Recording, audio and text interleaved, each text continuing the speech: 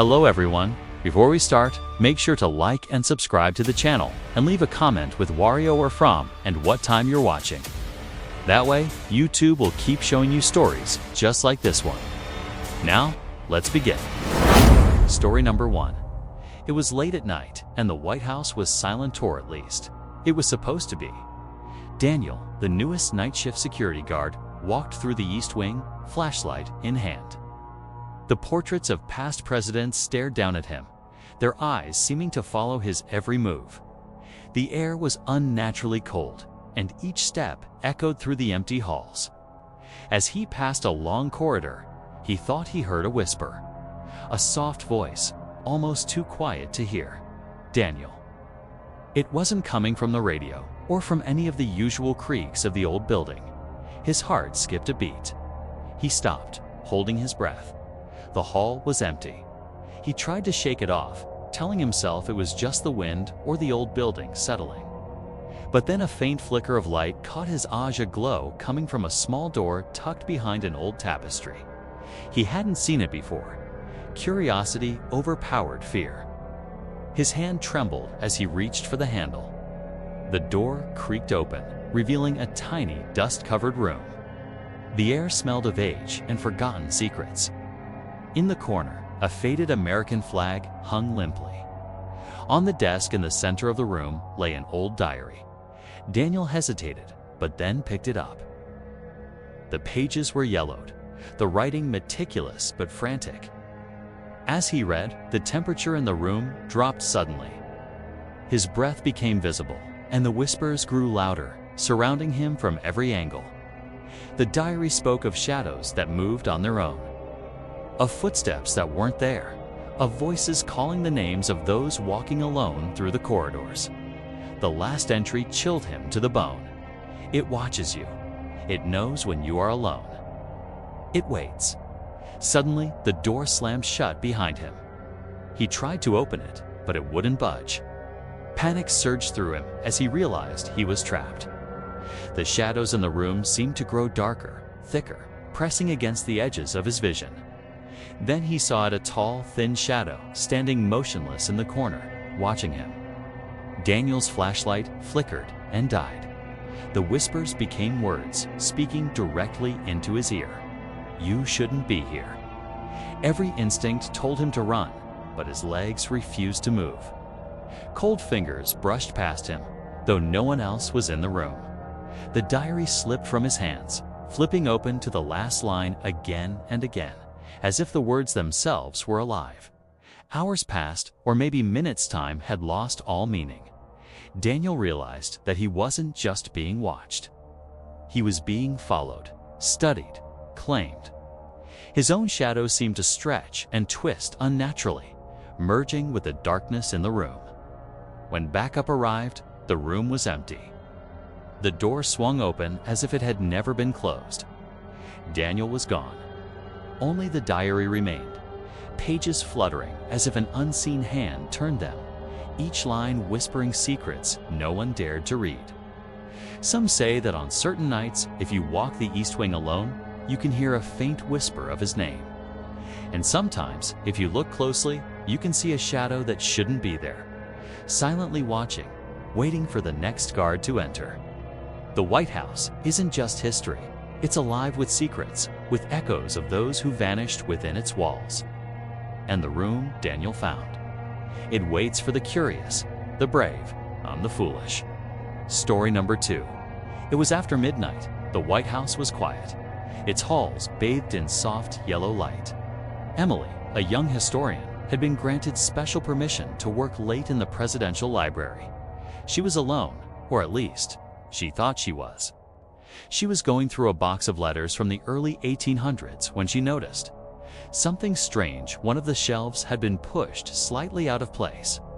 Behind it, hidden from view, was a narrow wooden door, dusty and unmarked. Emily felt her stomach twist with curiosity and unease.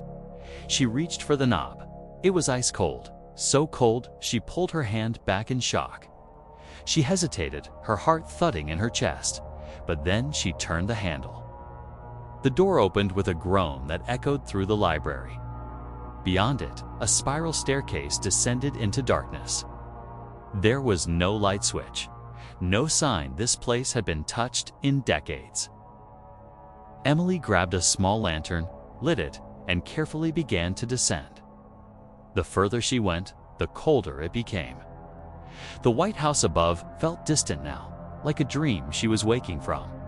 Each step creaked under her weight, and somewhere below, she thought she heard the faint sound of humming, a woman's voice, soft and sad. At the bottom of the stairs, she found herself in a narrow stone hallway. The walls were damp and covered in moss. This was in T on any map she had ever seen. It felt much older than the White House itself.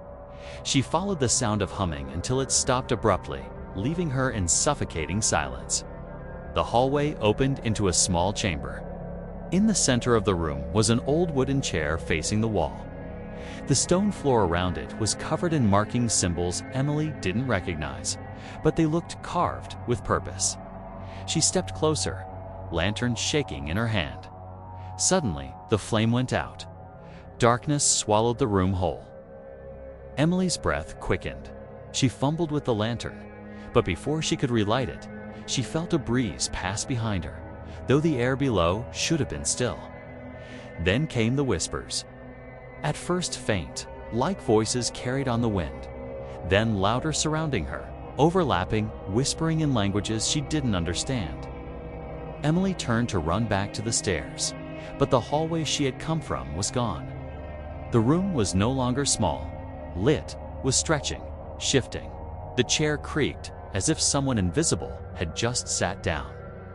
Then she saw them, two faintly glowing points of light in the darkness, eyes watching her. A low voice echoed from nowhere and everywhere at once. "You found the room. You shouldn't have come here." Emily froze, tears welling in her eyes. The symbols on the floor began to glow faintly, pulsing in time with her heartbeat. The chair turned slowly on its own, now facing her. The voice spoke again, louder this time. "Now you must stay." Emily dropped the lantern and backed into the wall.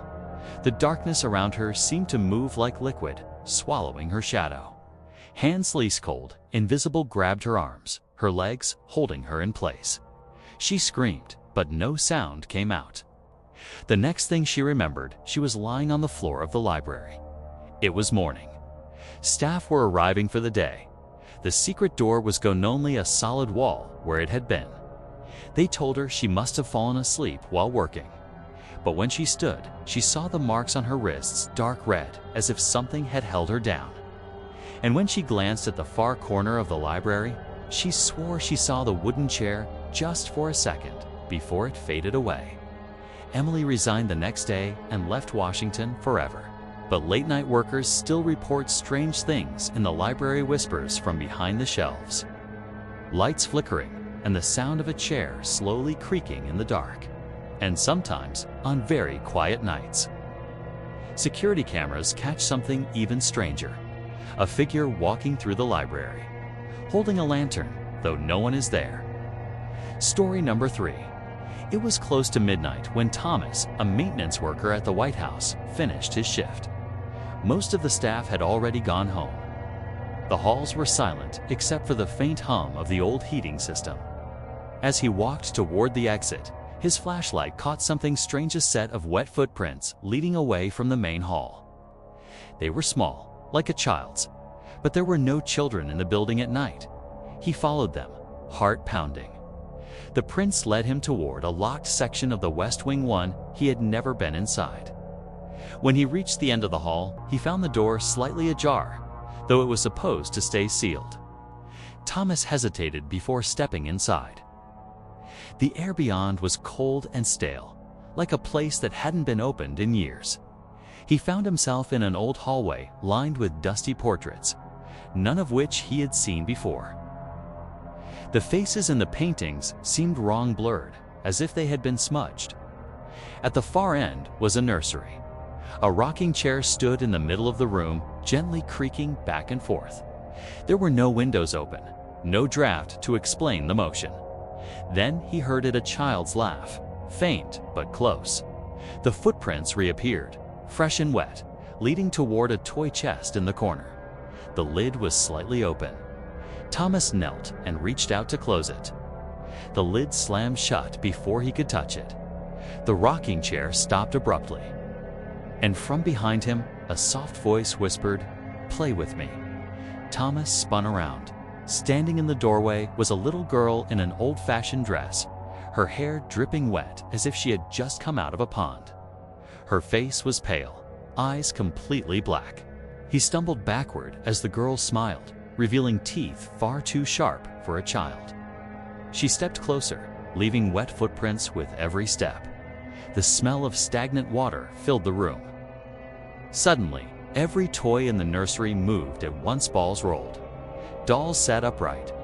Blocks spelled out words on the floor. Thomas's breath caught when he read them. "Stay with us." The door slammed shut, locking him inside. When security finally opened the room hours later, Thomas was gone. The floor was dry, no footprints, no toys out of place. But to this day, workers sometimes hear a child's laugh echoing through the West Wing at night. And if you pass the nursery door after midnight, some say you can hear the faint creak of the rocking chair and see a small pair of wet footprints leading inside. Story number 4. It was a stormy night when David, a White House electrician, was called in for an emergency repair. Most of the staff had already left for the evening. The hallways were unusually dark, only the emergency lights glowing faintly.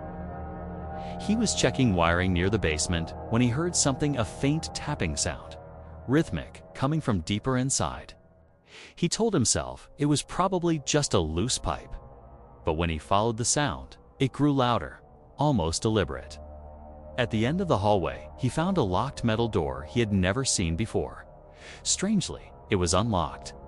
David pushed it open and stepped into a room lined with shelves of dusty files and broken furniture. The air was heavy, damp, and cold enough to see his breath. Then he noticed it. A mirror propped against the wall, cracked down the middle. As he approached, he felt the temperature drop sharply. His reflection looked normal at first, then it smiled. David froze. He wasn't smiling. His reflection tilted its head slowly, unnaturally, and whispered something he couldn't hear.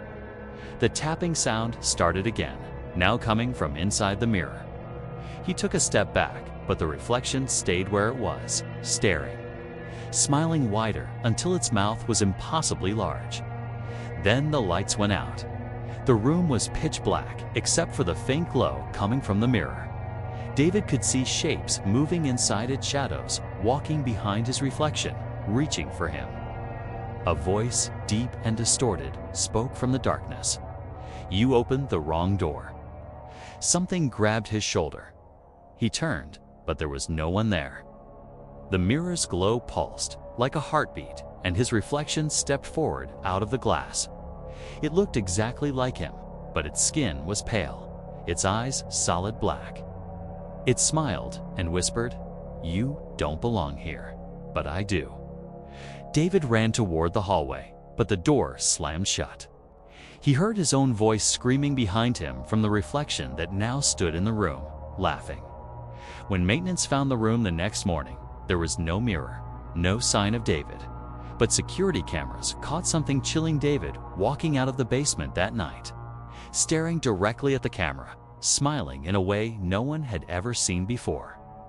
And now, some night shift workers say they've seen him in the hallways, always silent, always smiling, and always standing just at the edge of the light. Story number 5. It was well past midnight when Claire, a White House archivist, was finishing her paperwork. The halls were quiet, too quiet. As she gathered her things, she noticed a faint humming sound coming from the hallway outside. It was a woman's voice. Curious, Claire followed the sound through the East Wing, past rooms she had walked by 100 times. Tonight, something felt wrong. The walls seemed closer, the air colder. The humming grew louder, leading her to a narrow hallway that ended with a locked door. But tonight, the door was open. Inside was a sitting room she didn't recognize, lit by a single candle on a small table. The furniture was old, covered in dust. But it looked like someone had just been there. The chair was slightly pulled out, the candle burning low. On the table was an old letter, written in delicate cursive. Claire picked it up and read aloud. "If you find this room, leave at once. Do not look at her." Before she could process the words, the door slammed behind her. The candle flickered violently, and in the corner of the room, she saw a figure, a woman in an old-fashioned dress, standing perfectly still, her back turned. Claire froze, remembering the letter's warning. Her breath came fast, her palms sweaty. She tried to back away without making a sound. The floor creaked. The woman's head turned slightly, just enough to show half her face. Pale skin, hollow eyes. A mouth twisted into something that looked like a smile, but felt wrong. The candle went out. The room was silent, except for Claire's own heartbeat. Then came the whisper, soft and close to her ear. "Why are you here?" The temperature dropped, her breath fogging in the air. She felt something move behind her, brushing against her hair. She squeezed her eyes shut and begged herself to wake up. When she opened them, the room was empty. The candle was gone. The chair was gone. The letter was gone. She ran out of the room, but when she looked back, there was no door, just a wall. The next morning, no one believed her. They told her there had never been a room there. But since that night, Claire hasn't been the same. She refuses to work late. She claims she still hears humming when she's alone. And sometimes, in the reflection of the glass display cases, she sees a woman standing behind her just for a moment, smiling.